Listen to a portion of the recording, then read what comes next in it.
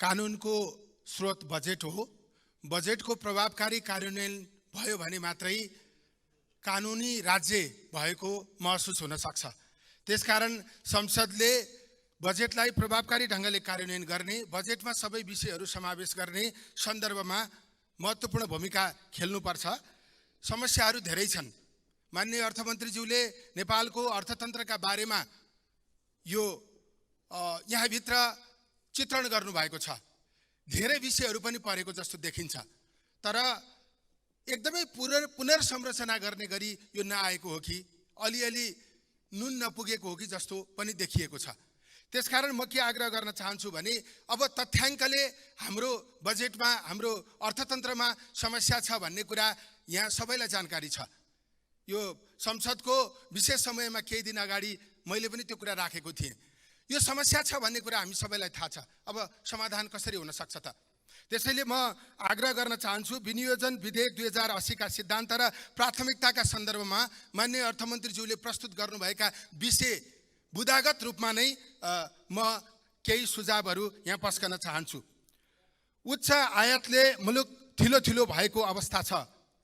विगत वर्षहरूदेखि हामीले दिगो, फराकिलो एवं समावेशी आर्थिक वृद्धि हासिल गर्ने बाचा त गर्यौं, तर हासिल भएन। निर्यात बढाउने तथा आयात प्रतिस्थापन गर्ने भनेर सधैँ भन्यौं, तर झन्झन आयात बढ्दै गयो। बाह्य क्षेत्रको असन्तुलनले हामीलाई जोखिमको डिलमा पुर्याएको छ। त्यसैले म आग्रह गर्न चाहन्छु, आगामी आर्थिक वर्षको बजेट आत्मनिर्भर अर्थतन्त्र, सेल्फ सफिसिएन्ट इकोनोमी निर्माण गर्नेतर्फ परिलक्षित हुनुपर्दछ। त्यसको निम्ति सुधार ठूला कुराबाट होइन, हामीले साना साना कुराहरूबाट सुधारलाई अगाडि बढाउँ। म यो विनियोजक विधेयकको सिद्धान्तको बुदा नम्बर 6 मा आत्मनिर्भर अर्थतन्त्र निर्माण गरी भन्ने वाक्यांश थप्नका निम्ति म आग्रह गर्न चाहन्छु। त्यस्तै बुदा नम्बर 7 मा सामाजिक सुरक्षा कार्यक्रमलाई औपचारिक क्षेत्रमा कार्यरत श्रमिकसम्म विस्तार गरिनुपर्दछ। नेपालमा सामाजिक सुरक्षा सबैलाई प्रदान गर्ने सजिलो बाटो अवलम्बन गरिएको छ, जसले गर्दा घोषणा गरिएको छ तर सबैले प्राप्त गर्न सकेको अवस्था छैन। त्यसैले जसलाई आवश्यक पर्ने हो उसलाई मात्रै सामाजिक सुरक्षा सेवा, सुविधा, आर्थिक सहायता उपलब्ध गराउने व्यवस्था गरिनुपर्दछ। कसलाई आवश्यक पर्ने हो र होइन भन्ने कुरा राज्यले तथ्याङ्क निर्माण गर्नुपर्दछ। बुदा नम्बर 10 मा निजी क्षेत्रको मनोबल अभिवृद्धिले पेटगोलीका विषयलाई समेट्न सकेन।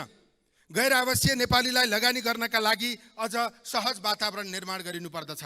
युरोप, अमेरिका, अस्ट्रेलिया लगायतका देशमा बसोबास गर्ने नेपालीलाई यहाँ लगानी गर्न आकर्षित गर्ने प्रावधानहरू राखौं। प्रत्यक्ष वैदेशिक लगानी भित्राउन पनि नसकेको, अनुदान पनि ल्याउन नसकेको वर्तमान अवस्थामा नेपालीको लगानी नेपालमै गर्ने स्थिति निर्माण गर्न सक्नुपर्दछ। नेपालमा अपार्टमेन्ट किन्न चाहने विदेशी नागरिकलाई सुविधा दिने भनेर बजेटमा ल्याइयो, तर कानुन बनाउन नसकेका कारणले त्यो कार्यान्वयन हुन सकेन। बजेटका प्राथमिकताहरूको सन्दर्भमा बुदा नम्बर 12 मा कृषि राखिएको छ। आगामी 2 आर्थिक वर्षमा आधारभूत कृषि उत्पादनमा आत्मनिर्भर हुने र आगामी 5 आर्थिक वर्षमा कृषिमा पूर्ण आत्मनिर्भर भई निर्यात गर्न सक्ने अवस्थामा पुग्ने गरी कृषिलाई पुनर्संरचित गरिनुपर्दछ। आत्मनिर्भर हुन चाहने कृषि उपजमा उत्पादनमा आधारित अनुदान प्रणाली लागू गर्न आवश्यक छ। हाम्रा कृषि उत्पादनको पेटेन्ट राइट हामीले गुमाउँदै गएको अवस्था छ। यसको संरक्षणमा थप प्रयास गरिनुपर्दछ। रासायनिक मलको देशमै उत्पादन गर्ने व्यवस्था गर्नुपर्दछ। त्यसो हुन सकेन भने G2G प्रणालीबाट आयातमा सहजता ल्याउन आवश्यक छ। कृषि उत्पादन बढाउने र युवालाई कृषिमा आकर्षित गर्ने अभियान यो बजेटले घोषणा गर्नुपर्दछ। नेपालमा रहेका उच्च मूल्यका जडीबुटी उत्पादन, सङ्कलन, प्रशोधन र उपयोगमा जोड दिने कार्यक्रम यो बजेटमा ल्याइनुपर्दछ।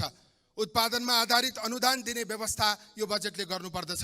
कृषि उत्पादनलाई उद्योग सरहको मान्यता दिने व्यवस्था गरिनुपर्दछ। खाद्यान्न अपुग भएका स्थानहरू पहिचान गरी स्थानीय सम्भाव्यताको अध्ययन गरी उत्पादन बढाउने तथा आपूर्ति नियमित गर्ने प्रणाली विकास गरिनुपर्दछ। कृषि पर्यटक, एग्रो टुरिज्ममा ध्यान दिने हुनुपर्दछ। बुदा नम्बर 13 मा उद्योग दर्ता, नवीकरण लगायतका प्रक्रियामा रहेको झन्झट र मोल मलाइजाले निजी क्षेत्रमा लगानी गर्न कोही पनि उत्साहित भएको छैन। त्यसैले डिजिटल प्रविधिको प्रयोगबाट सेवाग्राही र सेवा प्रदायक भेटै नभए पनि काम हुने स्थिति निर्माण गरिनुपर्दछ। सबै सेवाहरू एकै ठाउँबाट पाउने व्यवस्था गरिनुपर्दछ। कुनै पनि सरकारी अधिकारीले तजविधीय अधिकार प्रयोग गरी काम गर्न वा नगर्न नपाउने स्थिति हुनु हुँदैन। उद्योग प्रशासन प्रणालीमा सुधार गरिनुपर्दछ। आफ्नो उत्पादन नै उपयोग गर्ने स्थिति निर्माण गरिनुपर्दछ। वाणिज्य बैंकहरूमा ऋण लिन जाने युवालाई परामर्श दिने, व्यावसायिक योजना बनाइदिने र व्यवसाय सञ्चालनका प्रारम्भिक चरणमा मद्दत गर्न सक्ने गरी बैंकमा विशेष सहजीकरण डेस्क राख्नुपर्ने बाध्यकारी स्थिति बनाउनु पर्दछ। युवालाई उद्यम तथा व्यवसायमा लाग्नका लागि कम्तीमा सबै प्रदेश सदरमुकाममा बिजनेस इन्क्युबेसन सेन्टर स्थापना गरिनुपर्दछ। उत्पादनमूलक उद्योगलाई दिने सुविधा अन्य क्षेत्रलाई दिने सुविधा भन्दा फरक हुनुपर्दछ। त्यो सहज पनि हुनुपर्दछ। 80-90 को दशकलाई औद्योगिक विकासको दशकका रूपमा बजेटमा प्रस्तुत गरिनुपर्दछ। बुँदा नम्बर 14 मा शिक्षा तथा स्वास्थ्य विश्वविद्यालयमा हुने राजनीतिक नियुक्ति अन्त्य गरी स्वचालित र प्रतिस्पर्धात्मक ढङ्गबाट पदाधिकारी नियुक्त गरिने बाध्यकारी व्यवस्था गरिनुपर्दछ।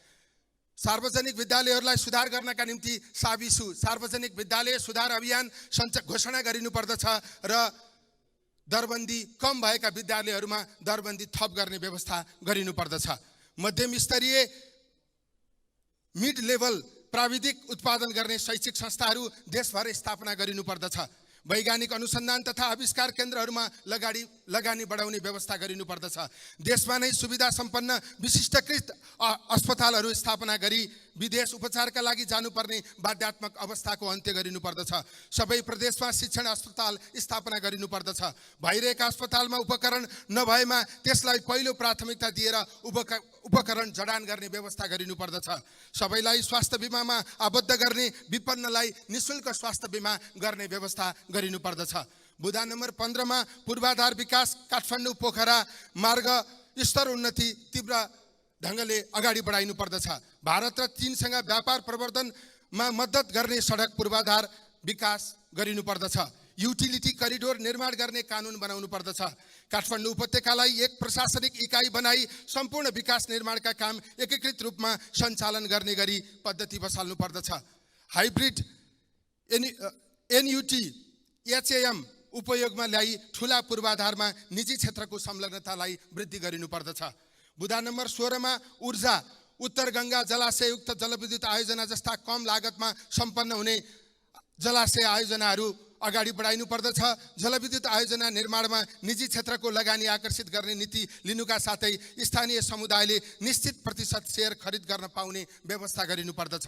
जलविद्युतको खपत बढाउन प्रोत्साहित गर्ने नीति ल्याउनु पर्दछ।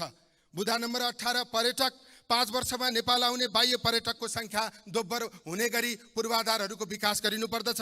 देशभरमा होमस्टे का सूचनाहरू एकीकृत गर्ने डिजिटल प्रणाली विकास गरी होमस्टे प्रवर्धनमा विशेष योजना ल्याइनु पर्दछ। बुँदा नम्बर 19 वन देशमा जङ्गल बढेको छ। निजी जमिनमा जङ्गल हुर्केको छ तर काठको आयात विदेशबाट हुँदैछ। वन नवीकरणीय स्रोत हो। वनको वैज्ञानिक उपयोग गर्ने नीति बनाउनु पर्दछ। हाम्रो वन त्यस्तै रहने तर काठ आयात गर्ने वर्तमान अवस्थालाई अन्त्य गरिनु पर्दछ। वन पनि नघट्ने, काठ आयात पनि गर्न नपर्ने स्थिति सिर्जना गर्नुपर्दछ। वनमा आधारित उद्योग, कृषि तथा पर्यटनमा पनि जोड दिनु पर्दछ। बुँदा नम्बर 20 युवाले सञ्चालन गर्ने व्यवसायका लागि सहुलियतपूर्ण कर्जा प्रवाह गर्ने व्यवस्था गरौँ। स्टार्टअप बिजनेसलाई प्रवर्धन गर्ने नीति लियौँ। प्रत्येक प्रदेशमा एक सुविधा सम्पन्न स्टेडियम निर्माण गर्ने घोषणा यो बजेटले गर्नुपर्दछ। बुँदा नम्बर 22 मा अन्तर्राष्ट्रिय सम्बन्ध नेपाललाई भारत र चीनको व्यापारिक साझेदार, सहजकर्ता र ट्रान्जिटको रूपमा विकास गर्नका लागि सम्बन्ध विस्तार तथा पूर्वाधार विकास गरौँ। देशलाई ल्यान्ड लिङ्कका रूपमा लिई उदयमान अर्थतन्त्रको लाभ लिन अधिकतम तयारी गरौँ। अविकसित मुलुकबाट विकासशील मुलुकमा स्तर उन्नति हुँदै गर्दा देशले गर्नुपर्ने तयारी गरौँ।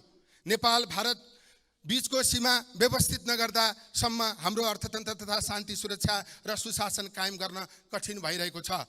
सीमाको मान्य नियमित सदस्य, निगरानी समय गर्न सक्ने सकियो। गरी सीमा व्यवस्थापन गर्ने स्थिति निर्माण गरौँ। बुदा नम्बर 23 मा वित्तीय संघीयतालाई वैज्ञानिक ढङ्गले लागू गर्ने परिस्थिति निर्माण गरौँ। बुदा नम्बर 24 मा वैदेशिक रोजगारमा जानेलाई अनिवार्य सिप तालिम प्रदान गर्ने, गन्तव्य मुलुकमा कार्यरत श्रमिकको नियमित व्यक्तिगत विवरण र उसको अवस्था अद्यावधिक हुने प्रणाली विकास गर्ने, श्रमिकको संरक्षणका लागि दूतावासमा पर्याप्त जनशक्ति, श्रम सहचारी तथा अन्य सुविधा उपलब्ध गराउने, श्रम सम्झौताको अक्षरशः पालना हुने व्यवस्था गरिनुपर्दछ।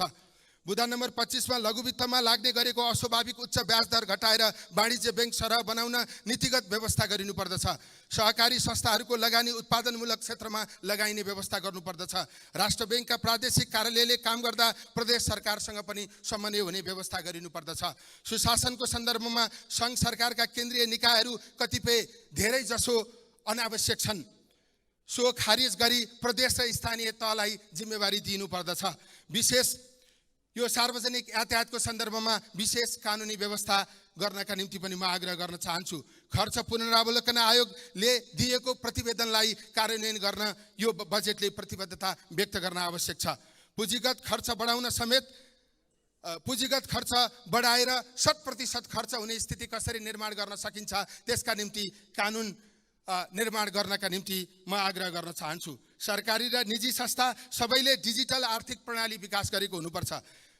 त्यो डिजिटल आर्थिक प्रणाली अनिवार्य गराउनका निम्ति कानुनी व्यवस्था गरिन आवश्यक छ। राष्ट्रिय गौरवका र ठुला आयोजना कार्यान्वयनको लागि छुट्टै कानुन र छुट्टै संरचना स्थापित गर्न जरुरी छ।